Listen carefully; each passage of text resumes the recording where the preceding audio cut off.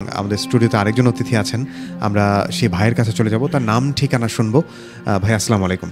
ওয়ালাইকুম আসসালাম ভাইয়া। আপনার নাম বলবেন, ঠিকানা? আমার নাম মোহাম্মদ কাউসার মিয়া, আমার বাসা হচ্ছে বালুয়া থেকে অল্প একটু দূরে, গড়দিঘি বলা যায়। গড়দিঘি, আচ্ছা আচ্ছা, ওকে ফাইন। আমরা কাউসার ভাই আপনার কাছ থেকে কোন ঘটনা শুনবো আজকে?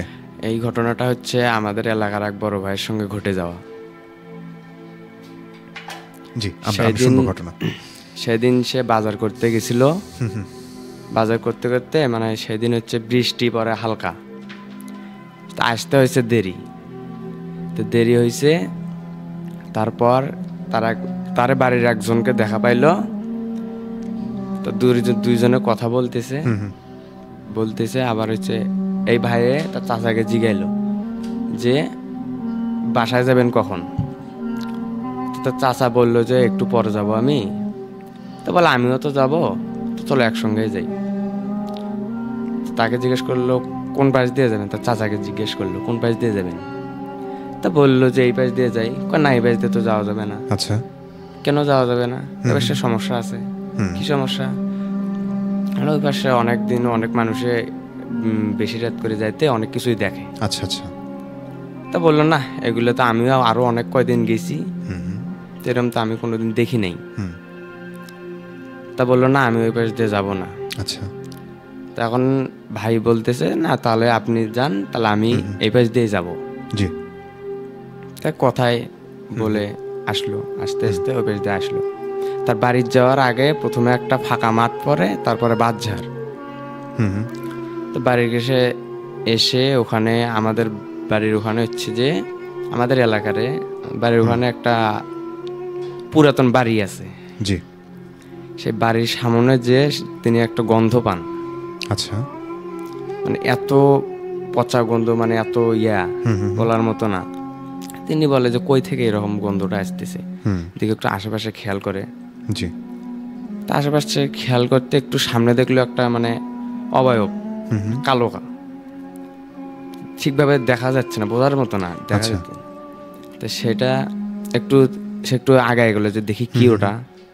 একটু আগায়, ওটাও একটু আগায়, এরকম করতে করতে অনেকটা দূর যাওয়ার পর আচ্ছা সে বলতেছে না, এটা তো অন্য। হ্যাঁ হ্যাঁ। তো এখন ওই জায়গার থেকে তাড়াতাড়ি করে যাইতেছে বাসার দিকে। বাসার দিকে যাইতেছে, তার সামনে একটা মাঠ, তারপর বাচ্চা, তারপরে তার বাসা। তখন সে মাঠে যখন আসলো, হাঁটতেছে পেছন থেকে মনে হইতেছে যে আরো তিনি একা না, ওই জায়গায় আরো অনেক কজন তার পেছন পেছন হাঁটতেছে।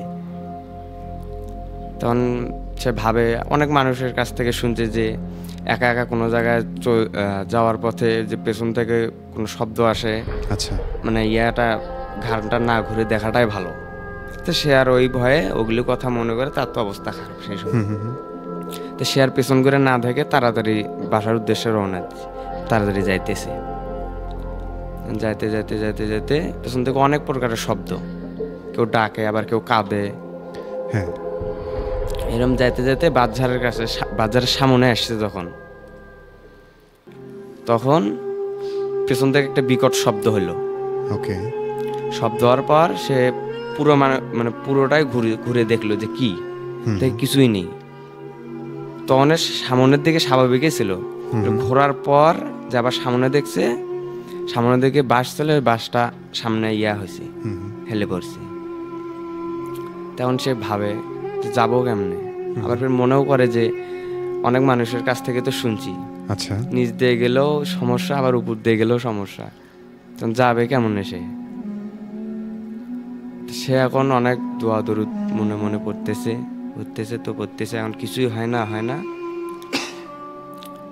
শেষে করলো কি, চিন্তা ভাবনা করলে যে উপর দিয়েই যাবে। আচ্ছা, এই চিন্তা করলো এখন তো বাসায় যাওয়া লাগবে। করলো কি, উপর দিয়ে যাওয়ার আগে ওই জায়গায় বাঁশের পাতায় একটা চিমটি কাটলো, চিমটি দিল একটা, দেওয়ার সাথে ওটা একবারে উপরে উঠে গেল। জি, মানে যে বাসটা রাস্তার উপর হেলেছিল। হ্যাঁ। তো ভাবলো যাই হোক, ভালোই হলো। তখন চলে গেল, আমি যাইতে আবার মাঝখানে ফের আবার সমস্যা, সামনে একটা বিড়াল। আমরা যে সাধারণ বিড়ালগুলা দেখি তার থেকে অনেকটাই বড়, আর চোখ দুটো এত পরিমাণ লাল। হ্যাঁ। তো বিড়ালটা এখন সামনে এখন যায় না, ডান পাশেও যায় না, বাম পাশেও যায় না, মানে মাঝখানে দাঁড় হয়ে আছে। এখন যাবে কোন পাশে? সে যেদিক দিয়ে যেতে ধরে ওই দিকে যায়। এরকম করতে করতে অনেকক্ষণ ইয়া করলো, সরে না। পরে বিড়ালটাকে এসে বলল যে কি, মানে অনেক কিছুই বললো। বলতে এক পর্যায়ে একটা দোয়া পড়লো। সে দোয়াটা পড়ার পর বিড়ালটা আপন ইচ্ছে সরে গেল সামন থেকে। সামন থেকে সরে যাওয়ার পর সে আবার একটু সামনের দিকে গেল। সামনের দিকে গিয়ে তার সামনে একটা অবয়ব এসে দাঁড় হলো। মানে মুখটা সেরকম বোঝা যাচ্ছে না, চোখ দুটা লাল, খালি এটা বোঝা যাইতেছে। তা সে সামনে দাঁড় হলো। এখন সে অবয়ব বলে, তুই তো খুব ইয়া করে ফেলাইছিস, তুই এত রাতে এসে আমাদের ডিস্টার্ব করেছিস তুই। তখন ভাই বলতেছে, আমি তো জানি না যে এরকম, আমি জানলে কোনোদিনও আসতাম না এই পথে এত রাতে। তখন বলতেছে, না কোনোভাবে তো যাওয়া এখন সম্ভব না, তোর তো আজকে খবর আছে। তখন এরকম অনেকক্ষণ চলার পর তার চাচা, প্রথমে যার বললাম, সে আবার পেছন থেকে ডাকতেছে। ডেকে সেও মনে করলো হ্যাঁ চাচা আসতে, একটু বুকের ভেতর একটা সাহস আসলো। সে পেছন করে দেখে হ্যাঁ তার চাচা। কারণ ভাই বললো যে চাচা আপনি এই জায়গায়, আপনি না বললেন এই পাশ দিয়ে আসবেন না? না, পরে ভাবলাম যে তুই একা যাবি, ওই পথটা তো ভালো না, তুই একা যাবি, আবার আমি ওই পাশ দিয়ে আসবো। পরে আস্তে আস্তে সে বললো, দেখেন তো চাচা সামনে এটা কি? বলে, কই সামনে তো কিছু নেই। সামনে কিছু নেই? সেও ঘুরে দেখে হ্যাঁ সামনে কিছুই নেই। এখন বাসার দিকে দুইজনে যাইতেছে, তখন আর কিছুই হলো না। বাসার দিকে দুইজনে যাইতে এখন ওই ভাই একটা শব্দ পাইছে যে তুই আজকে বেঁচে গেলি। আচ্ছা, চাচা জিগাইতেছে যে আপনি কিছু শুনতে পাইছেন? না, আমি তো কিছু শুনতে পাই নাই। হ্যাঁ, ভালোভাবে বাসায় গেল। বাসায় গিয়ে বাড়ির কাউকে এগুলো কথা বললো না। খাওয়া দাওয়া করে শুয়ে পড়লো। স্বপ্নে দেখে, আবার পরে ঘুমাইছে, পরে স্বপ্নে দেখে যে তুই এই পথে এসে অনেক ভুল করছিস, তোর আমি যে কোনো একটা বড় ধরনের ক্ষতি করব। পরের দিন সকালবেলা উঠিয়ে আমাদের এলাকার এক বড় হুজুর আছে, তাকে ডেকে আনলো। আনার পর এরকম সবকিছু বললো। আচ্ছা, তো হুজুর দোয়া দুরুদ পরে পানি টানি দিল, যেগুলো খাও, পরবর্তীতে কোনো সমস্যা হবে না। পরের দিন আবার রাতে আবার বাজারে গেছে। বাজারে গেছে, সেদিন বেশি রাত হয় নাই, প্রায় 8টা থেকে 9টার মতো বাজছে। ওই পর দিয়ে আবার আসতেছে। আস্তে আস্তে আবার ওই সেম কাহিনী, ওই জায়গাতে আসে আবার ওই অবয়ব, আবার ওই জায়গায় ওই রকম ভাবে। তোকে একদিন তো সাবধান করে দিলাম, তুই তারপরও আসলি, আজকে তোকে কেউ বাঁচাতে পারবে না। এখন তো ভাই তো অনেক ভয়ের ভিতরে পড়েছে যে এখন কি করবো, কালকে তো চাচা এসে উদ্ধার করে নিয়েছে, এখন আমি কি করবো? এখন অনেকক্ষণ এরকম কাহিনী বলার পর সে এখন সামনেও যেতে পারতেছে না, পেছনেও আসতে পারতেছে না। এখন সে কি করবে? অনেকক্ষণ এগুলা করার পর সে দোয়া পড়লো, কোনো কাজ হতেছে না, এটা হতেছে। পরে সেদিন আবার হচ্ছে যে বাজার থেকে আরো একটা ওনার বাড়ির লোকে আসতেছে ওই পথ ধরে। তা আসতে আবার তার সাথে যা দাঁড় হলো তার সামনে, তুমি এই জায়গায় কে? আমি এই পাশে আসতেছিলাম। তাকে সবকিছু খুলে বললো, কালকের ঘটনা আর আজকের ঘটনা এরম। তো লোকটা বললো, হ্যাঁ এই পথে তো এরকম হয়, অনেকেই এই পথে অনেক কিছু দেখে।